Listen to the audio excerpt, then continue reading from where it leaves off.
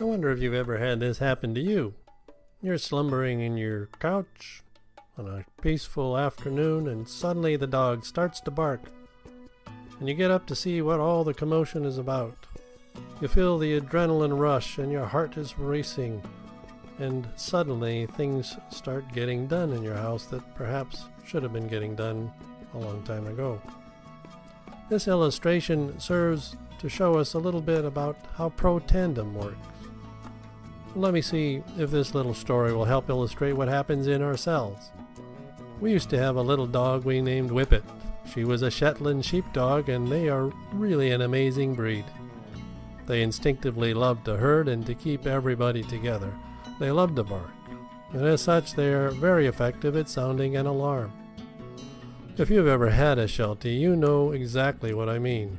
Somebody comes to the door, rings the doorbell, and all of a sudden everybody's stressed.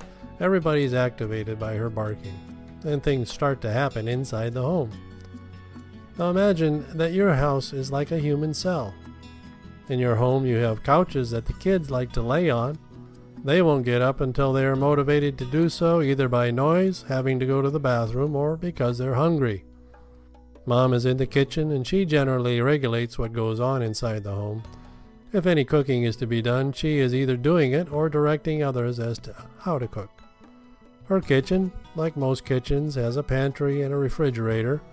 They are full of ingredients and or appliances used for cooking and preparing awesome meals. Now imagine it's a relatively quiet Saturday afternoon. Mom is in the kitchen planning dinner. She's feeling a bit overwhelmed and tired of asking her son to do the chores. He is firmly nested on the couch playing video games, and there's a little Sheltie dog laying peacefully beside him. She contemplates how to apply Newton's first law of motion. You know, a body at rest will tend to stay at rest unless acted on by an outside force.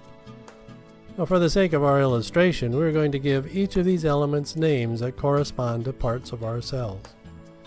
The Sheltie dog is named kinase. The boy is named Nrf2. Mom is DNA. The pantry and the refrigerator are named the cytoplasm, and the kitchen is called the mitochondria.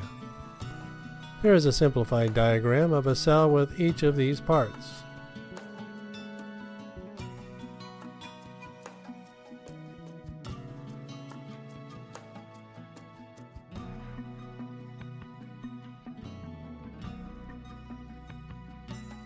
So DNA, or Dina if you prefer, really knows how to cook. You might say that she has the blueprint for growth. She's standing in the mitochondria, or the kitchen. She's retrieving things from the cytoplasm, or the refrigerator and pantry, and she prepares the food that will give the family energy. Nrf2, or Nrf2 if you will, is absorbed in his video game and relatively inert. Kinase, the Sheltie dog, is dormant at his side but always alert. Now as long as Nrf2 remains inert, and there are chores that he should be doing that are not getting done, the family starts to get stressed, especially Mom. In fact, there's so much to do that Nrf2 just felt overwhelmed, and so he just doesn't even bother. As a result, the garbage that he is supposed to be removing is piling up. His room is a mess, his homework isn't done, his grades are failing. The family is stressed. Suddenly, the doorbell rings, and instantly Kinase races to the door, barking. This jolts Nrf2, Nrf2, and he makes him get off the couch. He goes to see what the commotion is, and he tries to quiet Kinase down. In the process, he wanders into the kitchen, or the mitochondria.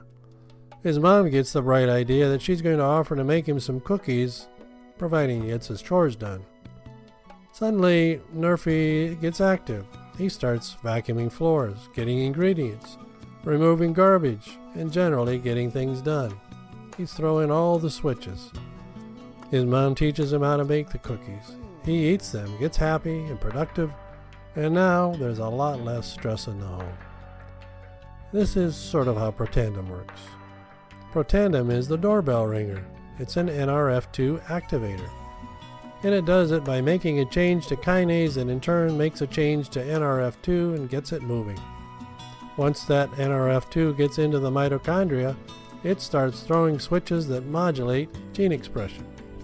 Some of these genes upregulate certain enzymes and downregulate other enzymes.